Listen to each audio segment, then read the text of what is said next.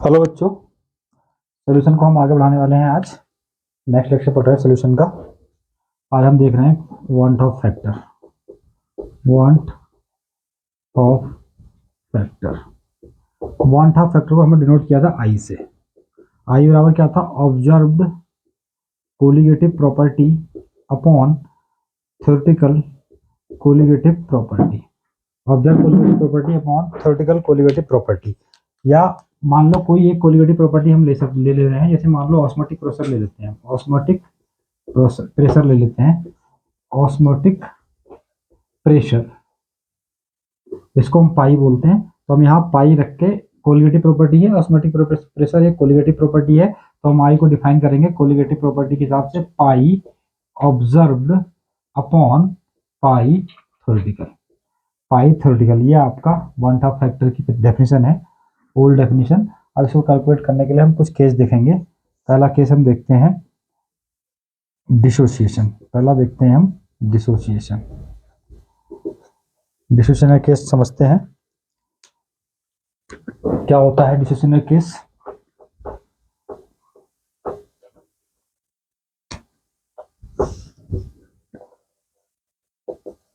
Dissociation देखो,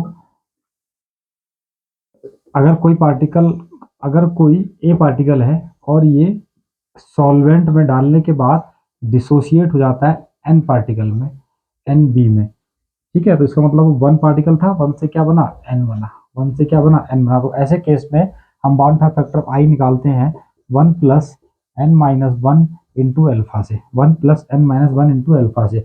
यहाँ पे अल्फा क्या है? Degree of dissociation. एन क्या है? Number of particle after dissociation. Number of particle after dissociation. Alpha क्या है? Degree of dissociation. इसको हम बोलते हैं, यही आपका जो आई है, इसको हम बोलते हैं क्या? पाई ऑब्जर्व्ड अपॉन पाई थ्योरेटिकल, और molar mass observe theoretical upon molar mass observe. Molar mass theoretical upon molar mass observe. ये यहाँ से फॉर्मूला बनता है वांट ऑफ फैक्टर को कैलकुलेट करने का। यहाँ से हम देख सकते हैं, अगर हमें वांट ऑफ फैक्टर आई मिल जाए तो हम ऑस्मोटिक प्रेशर ऑब्जर्व और थ्योरेटिकल, यानी कोलिगेटिव प्रॉपर्टी ऑब्जर्व और थ्योरेटिकल के बीच में रिलेशन निकाल सकते हैं कि कैसे वेरी करेगी, क्या होगा। एम थ्योरेटिकल और एम मोलर मास थ्योरेटिकल और मोलर मास ऑब्जर्व के बीच में भी हम रिलेशन चेक कर सकते हैं। जैसे देखो, if I is equal to अगर 1 है तो क्या होगा? मोलर मास जो थ्योरेटिकल होगा वो मोलर मास ऑब्जर्व के बराबर हो जाएगा। अब आई इज इक्वल टू अगर ग्रेटर देन 1 है या i is equal to less than 1 है तो उसी हिसाब से वेरी करेगा। कैसे करेगा आगे हम देखते हैं। अगर देखो आई इज ग्रेटर देन 1 है तो यहाँ पे क्या हो जाएगा ऐसे केस में? देखो, M theoretical upon M observe greater than 1, तो यहाँ से क्या आ जाएगा? M theoretical is greater than M absorb. जो किस केस में होता है आपका? जहां पे डाइमेराइजेशन बेंजीन के अंदर एसिटिक एसिड का हो जाता है, उस केस में ये होता है थ्योरेटिकल जो होता है एब्जॉर्ब से ज्यादा आता है। अगर लेस देन है तो यहां से निकाल लेंगे, less than absorb less than 1, ठीक है। तो यहां सॉल्व करोगे तो अब थ्योरेटिकल क्या जाएगा? लेस देन आ जाएगा। थ्योरेटिकल क्या जाएगा? M theoretical is less than upon M observe हो जाएगा। Theoretical is less than upon M observe हो जाएगा, मतलब मोलर मास थ्योरेटिकल जो होगा ऑब्जर्व से छोटा हो जाएगा। आगे देखते हैं। देखो इस केस में क्या होगा, और डिसोसिएशन के केस में कुछ फैक्टर आपको याद रखने पड़ेंगे। जो आप कुछ फैक्ट्स हैं वो आप याद रखेंगे तो उससे आपको आसानी होगी आगे सवाल सॉल्व करने में। डिसोसिएशन के केस में फॉर्मूला हमारा आया था i is equal to 1 plus N minus 1 into alpha. Alpha क्या होगा? देखो डिसोसिएशन दो तरीके से होता है। एक स्ट्रॉन्ग इलेक्ट्रोलाइट जो आपके 100% डिजोल्व हो जाते हैं, यहाँ अल्फा की वैल्यू 1 रहती है। एक वीक इलेक्ट्रोलाइट जो आपके 100% डिजोल्व नहीं होंगे, 10% हो जाएंगे, 11% हो जाएंगे, 20% हो जाएंगे, 30% हो जाएंगे, इस तरीके से। तो यहाँ अल्फा की वैल्यू क्या रहेगी? 0.1, 0.11, 0.11, 0.3, इस तरीके से। कोई भी केस हो, चाहे स्ट्रॉन्ग इलेक्ट्रोलाइट का हो चाहे वीक इलेक्ट्रोलाइट का हो, अगर केस आता है डिसोसिएशन का तो एन की वैल्यू क्या होगी? डिसोसिएट होने के बाद एन जो होगा हमेशा ग्रेटर देन 1 होगा। एन जो होगा हमेशा ग्रेटर देन 1 होगा। और जो अल्फा होगा वो 1 भी हो सकता है अल्फा अल्फा क्या होगा, 1 होगा, किसके लिए, स्ट्रॉन्ग इलेक्ट्रोलाइट के, स्ट्रॉन्ग इलेक्ट्रोलाइट के लिए अल्फा 1 हो जाएगा, किसके लिए, स्ट्रॉन्ग इलेक्ट्रोलाइट के लिए। अल्फा 1 से लेस देन 1 हो जाएगा, अल्फा लेस देन 1 हो जाएगा, किसके लिए, वीक इलेक्ट्रोलाइट के लिए, वीक इलेक्ट्रोलाइट के लिए। तो इस अल्फा का फर्क आई पे, अल्फा का इम्पैक्ट आई पे क्या पड़ता है, इसको हम यहाँ देखते हैं। अल्फा का इम्पैक्ट आई पे क्या पड़ता है, जैसे मान लो एक एग्जांपल लेता हूँ मैं, यहाँ पे NaCl ले लिया मैंने, NaCl को ब्रेक किया मैंने Na+Cl- में, तो अल्फा की वैल्यू, एन की वैल्यू यहाँ कितनी आ गई, 2 आ गई, एक पार्टिकल दो पार्टिकल दो पार्टिकल हो तो एन की वैल्यू 2 आ गई। अल्फा कितना है, 100%, क्योंकि ये स्ट्रॉन्ग इलेक्ट्रोलाइट है, यानी अल्फा की वैल्यू कितनी है, 1। तो यहाँ से अगर मैं आई निकालता हूँ तो आई बराबर क्या, 1 + 2 - 1 × 1, तो यहाँ पे 1 + 1 = 2, आई कितना आया, 2। तो आई क्या आ रहा है इसमें, यानी डिसोसिएशन के केस में आई कितना आएगा, हमें आई आएगा ग्रेटर देन 1, आई क्या आएगा, ग्रेटर देन 1। ये हमने देख लिया स्ट्रॉन्ग इलेक्ट्रोलाइट का केस, ये हमने देख लिया स्ट्रॉन्ग इलेक्ट्रोलाइट का केस। अब हम देखते हैं, इसी के यहीं पे दिखा देता हूं मैं आपको, वीक इलेक्ट्रोलाइट का केस। मान लो एसिटिक एसिड है, मान लो एसिटिक एसिड है, एग्जांपल यहाँ देख लेते हैं वीक इलेक्ट्रोलाइट का। वीक इलेक्ट्रोलाइट एसिटिक एसिड है, ये डिजोल्व होता है 10%, कितना, 10% डिजोल्व होता है। अल्फा है इसका 10%, और CH3CO- + H+, दो पार्टिकल दिए इसने, 10% डिजोल्व हो गया किसी सॉल्वेंट में डालने पर, वीक इलेक्ट्रोलाइट की तरह ऐसे वर्क कर रहा है ये। तो इसमें आई की वैल्यू पे क्या फर्क पड़ेगा, देखो आई निकालो, फॉर्मूला सेम ही रहेगा, आई = 1 + n, कितने यहाँ पे एक पार्टिकल, और एक पार्टिकल ये कितने हो गए, दो पार्टिकल, तो 2 - 1 × अल्फा कितना आ रहा है, 0.1, अल्फा कितना 10% है, तो यहाँ से कितना आएगा 0.1, तो अल्फा आ रहा 0.1, तो आई की वैल्यू यहाँ क्या आई, 1 + यहाँ से 1.1, तो आ गई है 1.1, अल्फा की वैल्यू कितनी आई, 1.1। यहाँ भी आई क्या हो रहा है, आई की वैल्यू कितनी है, 1.1, यहाँ भी आई क्या हो रहा है, ग्रेटर देन 1 हो रहा है, आई क्या हो रहा है, ग्रेटर देन 1। तो स्ट्रॉन्ग इलेक्ट्रोलाइट हो या वीक इलेक्ट्रोलाइट हो, डिसोसिएशन के केस में हमेशा आई की वैल्यू जो होगी वो 1 से बड़ी आएगी, आई की वैल्यू जो होगी वो 1 से बड़ी आएगी। अगर आपको समझ में आ रहा है, अच्छा लग रहा है, पसंद आ रहा है, तो आप हमें यूट्यूब पर भी सपोर्ट कर सकते हैं। यूट्यूब हमारा चैनल है @केमिस्ट्री नाम से है, सब्सक्राइब करें और सपोर्ट करें। आगे बढ़ते हैं, देखो पहला केस हमने देख लिया, पहला केस हमने देख लिया डिसोसिएशन का, डिसोसिएशन का केस हमने देखा। इसको एक बार समराइज कर देते हैं डिसोसिएशन वाले को, फिर हम आगे देखेंगे। डिसोसिएशन को हम एक बार समराइज कर देते हैं फटाफट। डिसोसिएशन फॉर्मूला, डिसोसिएशन में क्या होता है, दो तरीके की चीजें होती हैं, एक स्ट्रॉन्ग इलेक्ट्रोलाइट, स्ट्रॉन्ग इलेक्ट्रोलाइट, इसको हम डीप में पढ़ रहे हैं और भी डीप पढ़ेंगे, स्ट्रॉन्ग इलेक्ट्रोलाइट, और एक वीक इलेक्ट्रोलाइट, वीक इलेक्ट्रोलाइट, ठीक है। स्ट्रॉन्ग में आपके आ गए स्ट्रॉन्ग एसिड, स्ट्रॉन्ग बेस और सॉल्ट। वीक इलेक्ट्रोलाइट में आपके आ गए वीक एसिड और वीक बेस। कुछ एग्जांपल देख, कुछ इनके एग्जांपल भी नोट कर लेते हैं हम। स्ट्रॉन्ग एसिड में कौन कौन से आपके, स्ट्रॉन्ग एसिड क्या, जो 100% आयोनाइज हो जाएंगे, इसमें क्या अल्फा क्या होगा, अल्फा बराबर 1 हो जाएगा, ठीक है। और स्ट्रॉन्ग इन सब के लिए अल्फा क्या हो जाएगा, 1 हो जाएगा। और वीक एसिड वीक बेस के लिए क्या हो जाएगा, 100, ये लेस देन 100% आयोनाइज होंगे, लेस देन 100%, यानी अल्फा जो होगा वो लेस देन 1 होगा, अल्फा क्या होगा, लेस देन 1, ठीक है। तो यहाँ देखो स्ट्रॉन्ग एसिड में कौन कौन से सकते हैं, H2SO4 हो सकता है, ठीक है, HCl हो सकता है, HBr हो सकता है, ठीक है, HNO3 हो सकता है, HClO4 हो सकता है, ठीक है, ETC, ये सारे आपके स्ट्रॉन्ग एसिड में आ जाएंगे। स्ट्रॉन्ग बेस में देखो NaOH हो सकता है, KOH हो सकता है, LiOH हो सकता है, BaOH का होल ट्वाइस हो सकता है, CaOH का होल ट्वाइस हो सकता है, ठीक है, और MgOH का होल ट्वाइस हो सकता है, MgOH का होल ट्वाइस हो सकता है। ये सब सारे सारे काम में आ जाएंगे स्ट्रॉन्ग बेस में। सॉल्ट में कौन कौन से हो सकते हैं, देखो K2SO4 हो सकता है, KCl हो सकता है, ठीक है, K2SO4 हो सकता है, KCl हो सकता है, Na2SO4 हो सकता है, ठीक है, और Na2SO4 हो सकता है, और Al2SO4 का होल थ्राइस हो सकता है, Al2SO4 का होल थ्राइस हो सकता है, ठीक है। ये दुनिया भर के आपके आ जाएंगे सॉल्ट के केस में, ठीक है, ये सारे सॉल्ट के केस आ जाएंगे। अब वीक बेस देख लो, ये आपको याद करने पड़ेंगे और आगे बता भी देंगे हम आपको कैसे करके आपको याद करने हैं, आगे हम बात करेंगे इस पर। लेकिन अभी आप जितने बता दिए इतने देखो, जितने आपको याद होते हैं उतने याद कर लो, और नहीं होते हैं तो आगे सब इजीली है, सब याद हो जाएगा, सब इजी है।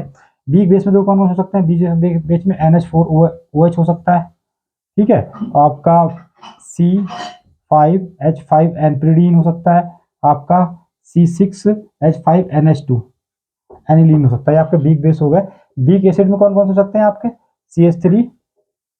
CH3COOH हो सकता है, H3PO4 हो सकता है और HCN हो सकता है। ये सारे के सारे आपके वीक बेस हैं। देखो पता, ये आपके स्ट्रॉन्ग एसिड, ये आपके स्ट्रॉन्ग बेस, ये आपके सॉल्ट, ये सारे के सारे स्ट्रॉन्ग इलेक्ट्रोलाइट में आएंगे। ये आपका वीक बेस, 3 हो गए वीक बेस दिखा दिए। और ये आपका weak acid CH3CO H3PO4 HCN, ये आपके वीक मतलब वीक इलेक्ट्रोलाइट में आएंगे। दोनों के केस में फॉर्मूला, इन सबके केस में फॉर्मूला एक ही लगेगा। फॉर्मूला क्या लगेगा, I बराबर 1 + n-1 इंटू अल्फा। और अल्फा क्या होगा, 1 होगा या लेस देन 1 होगा, अल्फा 1 होगा या लेस देन 1 होगा। इन सबके लिए अल्फा क्या हो जाएगा, लेस देन 1, और इन सबके लिए अल्फा क्या हो जाएगा, 1। तो अगर लेस देन 1 हो या 1 हो, कुछ भी हो, तो आई की वैल्यू हमेशा कितनी आएगी, आई की वैल्यू हमेशा कितनी आएगी, आई की वैल्यू ग्रेटर देन 1 निकल के आएगी, आई की वैल्यू ग्रेटर देन 1 निकल के आएगी। इस केस में अगर आई की वैल्यू ग्रेटर देन 1 निकल के आ रही है, तो यहाँ से हम एक चीज और निकाल सकते हैं, जिसको हम बोलते हैं क्या, कोलिगेटिव प्रॉपर्टीज के बारे में भी हम बता सकते हैं। जैसे मैंने क्या बोला था आपको, कोलिगेटिव प्रॉपर्टी के बारे में बोला था मैंने, pi observe upon pi theoretical, ठीक है। आई क्या होता, बराबर आई था। अब आई क्या है आपका, आई 1 से बड़ा, आई 1 से बड़ा है, तो ये भी क्या हो जाएगा, पाई ऑब्जर्व अपॉन पाई थ्योरेटिकल, ये भी 1 से बड़ा हो जाएगा। तो यहाँ हम देखेंगे कि पाई ऑब्जर्व जो है वो थ्योरेटिकल से ज्यादा आएगी, पाई ऑब्जर्व की वैल्यू जो है वो थ्योरेटिकल से ज्यादा आएगी। सिमिलरली हम मोलर मास दे सकते हैं। मोलर मास आपको, मोलर मास का फॉर्मूला मैं पहले लिखा था, मोलर मास आप खुद करेंगे घर पे कि मोलर मास में यहाँ से क्या रिलेशन आएगा अगर आई 1 से बड़ा है। अगर आई 1 से बड़ा है तो मोलर मास में क्या रिलेशन आएगा, ये आपको करना है। आगे देखो सेकंड केस देख लेते हैं हम। अगर समझ में आ रहा है और अच्छा लग रहा है तो आप हमें यूट्यूब पे भी सपोर्ट कर सकते हैं। हमारा यूट्यूब चैनल है @chemistry घर करके, आपको हैंडल मिल जाएगा, दीपक कुमार पांडे लिखा हुआ है, उस पर सपोर्ट करें और हमें आगे बढ़ने में हेल्प करें। देखो अगला देखते हैं हम, क्या देखा हमने, केस देख लिया था हमने स्ट्रॉन्ग इलेक्ट्रोलाइट का डिसोसिएशन वाला। अगला देखते हैं हम नॉन इलेक्ट्रोलाइट का केस। नॉन इलेक्ट्रोलाइट का केस, नॉन इलेक्ट्रोलाइट के केस में क्या होता है, जैसे एग्जांपल देखो कौन कौन से होते हैं नॉन इलेक्ट्रोलाइट के। जैसे मान लो ग्लूकोज है, क्या है, ग्लूकोज C6H12O6। आप एक बात, जब जितनी बार भी आपको ग्लूकोज का नाम आएगा या जितनी बार भी आपका सुक्रोज आता है, ग्लूकोज आता है या फिर यूरिया आता है, इन सबके आप केमिकल फॉर्मूले और इन सबका आप मॉलिक्यूलर वेट भी याद करने की कोशिश करेंगे, ठीक है, याद रखेंगे। जैसे ग्लूकोज है, ग्लूकोज में क्या हो जाएगा, इसका मॉलिक्यूलर वेट कितना है, MW बराबर 180 है। कितना है, 180 निकाल के दिखाया था मैंने पहली क्लास में। दूसरा देखो, अगर मान लो यूरिया है, क्या है यूरिया, क्या होता है NH2CO NH2, इसका मॉलिक्यूलर वेट आप बताएंगे, फॉर्मूला लिख दिया है मैंने, निकाल के बताएंगे, ठीक है। आगे देखो सुक्रोज है, सुक्रोज थोड़ा बड़ा मॉलिक्यूल, दो मॉलिक्यूल होते हैं, 5 मेंबर 6 मेंबर रिंग है, आपस में फ्यूज रहती हैं, इसका फॉर्मूला थोड़ा बड़ा होता है इसका स्ट्रक्चर। तो स्ट्रक्चर आपको अगर नहीं भी आता है तो मॉलिक्यूलर वेट इसका आप देख के, बुक से देख के, कहीं से देख के याद कर लेंगे सुक्रोज का कितना होता है। सुक्रोज हो गया या ग्लूकोज हो गया, यूरिया हो गया, सुक्रोज हो गया। यहाँ लिख देते हैं most of the organic compound. Most of the organic compound जो है वो आपके नॉन इलेक्ट्रोलाइट के केस में आएंगे। ऑर्गेनिक कंपाउंड ये सारे आपके नॉन इलेक्ट्रोलाइट के केस में आएंगे। और नॉन इलेक्ट्रोलाइट केस में क्या होता है, देखो नॉन इलेक्ट्रोलाइट के केस में अल्फा जो है वो 0% होता है।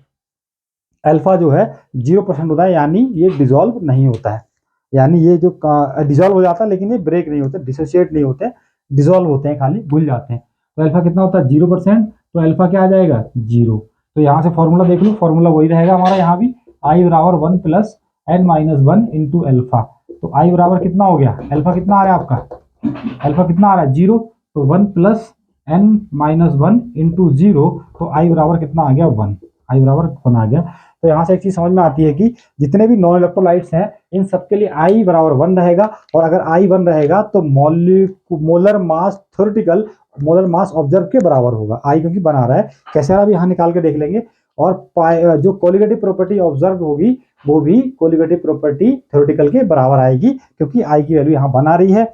इन सब के लिए जहां भी आपको ये कंपाउंड दिख जाए, ग्लूकोज दिख जाए, यूरिया दिख जाए, सुक्रोज दिख जाए, और आपको कोई भी ऑर्गेनिक कंपाउंड दिख जाए, उस सब के लिए आंखें बंद करके आप आई बराबर 1 रखोगे, तो जो आपकी वैल्यू आ रही होगी थ्योरेटिकल कोलिगेटिव प्रॉपर्टी की थ्योरेटिकल, वो ऑब्जर्व के बराबर आएगी। जैसे देखो आई अगर 1 है तो यहाँ क्या बोला मैंने, pi observe upon pi theoretical is equal to 1, तो यहाँ से क्या आ जाएगा, pi observe is equal to pi theoretical बराबर आ गया। ऐसे ही आपका मोलर मास भी आ जाएगा, वो आप खुद निकालेंगे। मोलर मास मैं लिख देता हूँ यहाँ, मोलर मास थ्योरेटिकल बराबर हो जाएगा मोलर मास एब्जॉर्ब के। इस सब तो देख ले, स्क्रीनशॉट ले ले इसका, हाँ आगे आपको काम आने वाला है। और अगर आपको पसंद आ रहा है तो हमें यूट्यूब पे सब्सक्राइब करना ना भूलें, यूट्यूब पे भी सब्सक्राइब करें। आगे देखो तीसरा केस देखते हैं हम।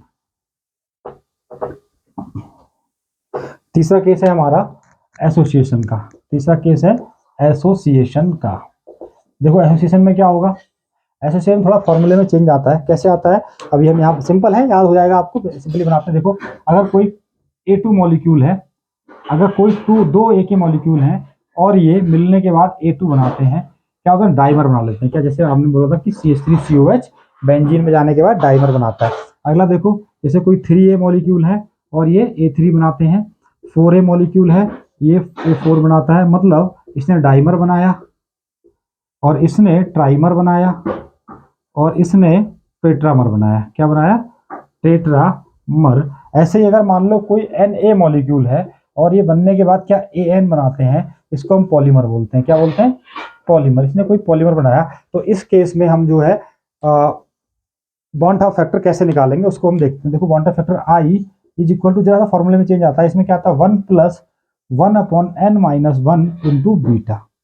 1 + 1 upon n minus 1 into beta, जहां पे बीटा को हम बोलते हैं, बीटा को बोलते हैं एसोसिएशन कांस्टेंट। क्या बोलते हैं, association constant, degree of association. क्या, डिग्री ऑफ एसोसिएशन, इसको हम बोलते हैं डिग्री ऑफ एसोसिएशन या एसोसिएशन कांस्टेंट, जो भी कर सकते हो आप।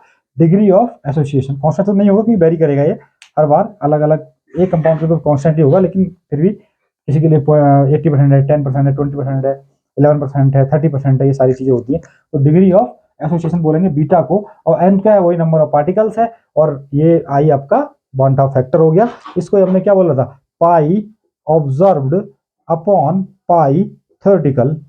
पाई थ्योरेटिकल इसी को हम बोल सकते हैं क्या, molar mass observed upon molar मास थ्योरेटिकल अपॉन मोलर मास ऑब्जर्व्ड।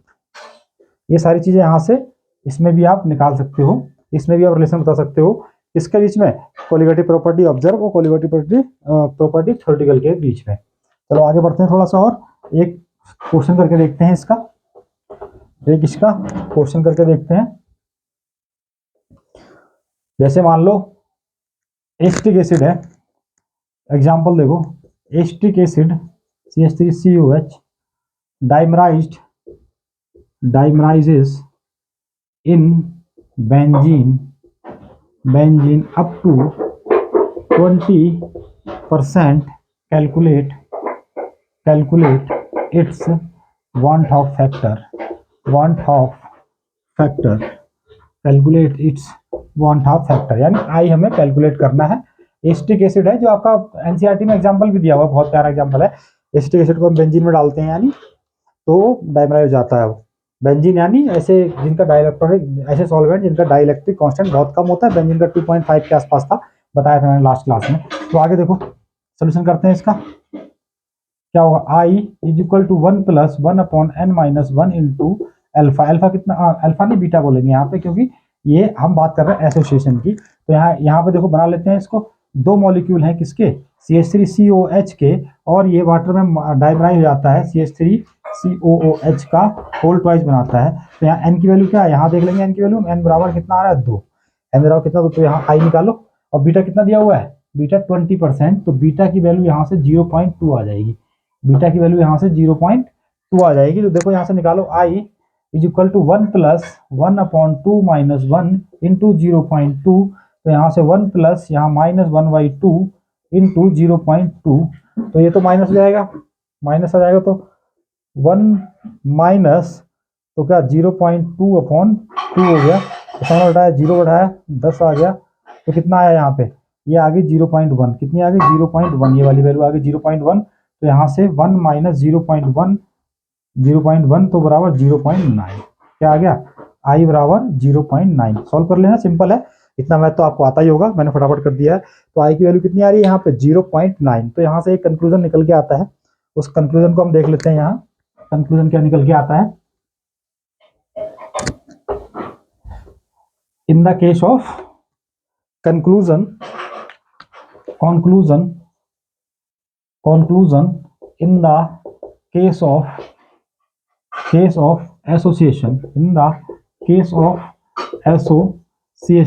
तो क्या बोला मैंने, फॉर्मूला था आई बराबर 1 plus 1 upon n minus 1 into beta, और इसके लिए मैंने 20% एसिटिक एसिड के लिए निकाला था जो डाइमराइज हो रहा था, एसिटिक एसिड के लिए निकाला था जो डाइमराइज हो रहा था बेंजीन के अंदर, तो n की वैल्यू क्या आई थी, 2 आई थी, तो यहाँ से मेरा i निकल के आया 0.9, आई कितना निकल के आया था 0. अभी जस्ट पीछे i निकल के आया 0.9, तो हम बोल सकते हैं in the case of association i will be less than 1, i will be less than 1।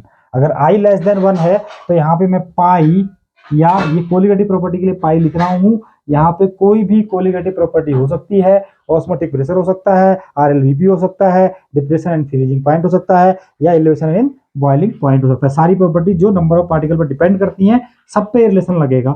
मैंने पाई केवल मैंने ऑस्मोटिक प्रेशर में दिखाया आपको, तो पाई ऑब्जर्व अपॉन पाई थ्योरेटिकल क्या बता रहा है, ये लेस देन 1, तो यहाँ से अगर मैं निकालूंगा तो पाई ऑब्जर्व जो होगा लेस देन पाई थ्योरेटिकल हो जाएगा, ये कंक्लूजन यहाँ से निकल के आया। इसी केस में, एसोसिएशन केस में सिमिलरली एक कंक्लूजन मोलर मास भी देख लेता हूँ मैं, यहाँ लिख देता हूँ molar mass theoretical upon molar mass observe is less than 1 होगा, तो molar mass theoretical is less then molar mass observe हो जाएगा। ये दूसरा कंक्लूजन निकल के आया, यानी हमने यहाँ पे सारा कर लिया। एक केस हमने देख लिया डिसोसिएशन का, एक केस देख लिया हमने एसोसिएशन का, और एक केस देख लिया हमने नॉन इलेक्ट्रोलाइट का। इस सबको मैं समरी कर देता हूँ, वैसे तो मैं नेक्स्ट लेक्चर में समराइज करता हूँ, लेकिन यहाँ पे मैं आपको सारी चीजें यहीं पे समराइज कर देता हूँ, जिसमें आपको समरी बना लेना। समरी शॉर्ट नोट का काम करेगी, शॉर्ट नोट्स का। इस समरी को आप शॉर्ट नोट्स की फॉर्म में लिखेंगे। जैसे देखो, आई की value want of factor short note बना लो यहाँ से, इसको हम आई बोलते हैं। आई का मतलब observe upon theoretical colligative property, या molecular mass theoretical molar mass upon molar mass observe. ठीक है, पहला केस था डिसोसिएशन का, जिसमें आपके स्ट्रॉन्ग इलेक्ट्रोलाइट आएंगे। स्ट्रॉन्ग इलेक्ट्रोलाइट में आपके 3 तरीके की चीजें आई थी, स्ट्रॉन्ग एसिड, स्ट्रॉन्ग बेस और आपका सॉल्ट। एग्जाम्पल मैंने पहले लिखा चुका हूँ। इसके लिए फॉर्मूला था 1 plus n minus 1 into alpha i बराबर ये आया था, और आई की वैल्यू कितनी आ रही थी, हमेशा ग्रेटर देन 1 आ रही थी।